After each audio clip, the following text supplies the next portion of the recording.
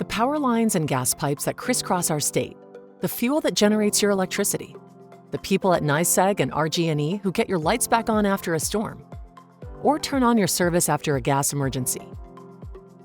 Your monthly bill is the key link between you and the electricity that powers everything in your life. We created this video to show you how much is packed into that one number you see each month. Let's start by breaking your bill into 3 pieces. The largest is typically the supply section. As a customer, you have the option of choosing what company will supply your electricity or natural gas. If you do not choose to have an approved energy services company or ESCO, NYSEG or RG&E will be your default supplier unless your town participates in a community energy program. This supply section fluctuates because of global market conditions. We do not set these prices, and NYSEG and RG&E never profit from these charges. The second piece of your bill is what's called delivery. Within the delivery section is the basic service charge, which includes a portion of the cost of the meter reading, billing, and part of the cost for delivery of service. This charge appears on your bill whether or not you use any electricity or natural gas during the billing period. Then there's the delivery charge. This is what you pay NYSEG or RG&E to bring electricity or natural gas to you through our transmission lines, substations, gas pipes, and power lines on your street.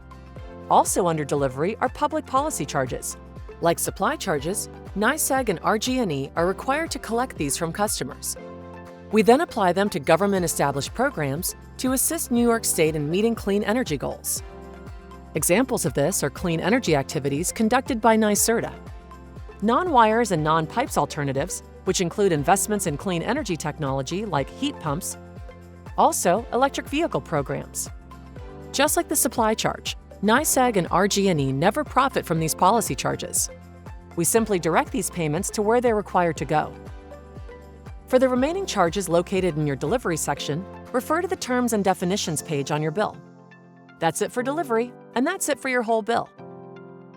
Now you know more about how non-NYSEG and RG&E charges like supply and public policy, along with NYSEG and RG&E charges like distribution, come together to make up one bill every month.